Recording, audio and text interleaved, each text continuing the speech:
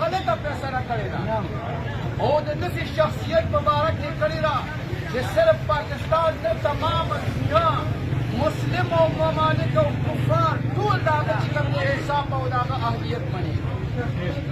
محترمو دغه جج چې کومه فیصله کړې ده او بیا د فیصلې نه بعد تښتېدلی دی، زه صرف او صرف دې جج ته دا وایم چې کله یو سړی فیصله وکړي نو بیا تښتي نه.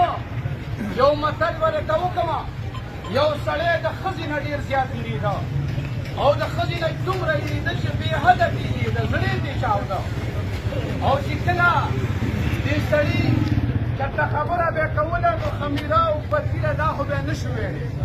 او یو ورځ یې پکې وویلي مالګه کمه وه او چې څنګه یې خوله بېرته کړه، ښځې ورته ویلي څه دي ویلي؟ ویل نه نه څه مې نه دي ویلي.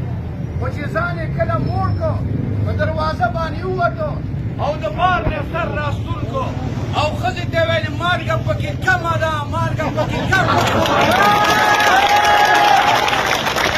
او بې غیرته ججه ته خو به لږې ساه شوې وې د پي ټي آی ټایګر ته که نه چې ستا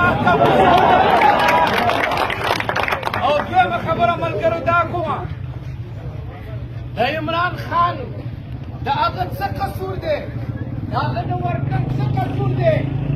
د هغه ورکر سپینې سپینې وایي، دا خو دا وایي چې سپینې سپینې مه وایه. او ای امپورټډ حکومته او تمامې ادارې چې څوک د عمران خان خلاف دي، دا خبره یاد وساتئ. که تاسو دا وایئ چې نواز شریف او شهباز شریف ته غل مه وایه، او که دا وایئ چې زرداري ته ډاکو مه وایه، او که دا وایئ چې مولانا ته هغه بل نوم بیا نه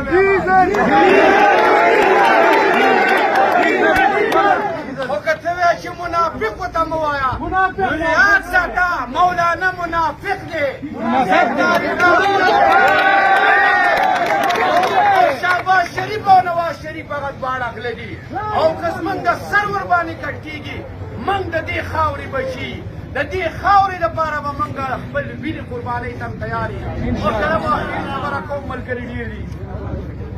یو بادشاه و او هغه بادشاه زوی د یو غریب سړي لور سره محبت پیدا شو، او چې کله محبت پیدا شو دې بادشاه دې زوی ویلې چې ما له اوسه نکاح وکړه. بادشاه ویلې چې زویه څه کوم زه ستا نکاح وکړم، زه بادشاه یم او ته چې کوم دی د غریب سړي لور سره نکاح کوې.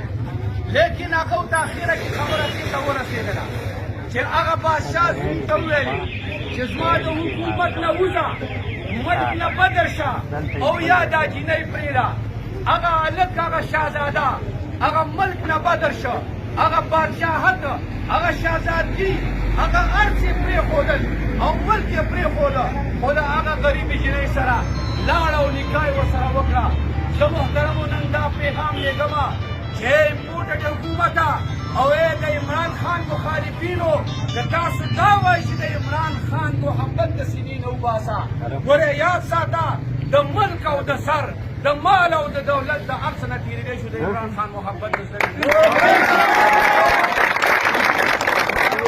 ملګري ډېر دي.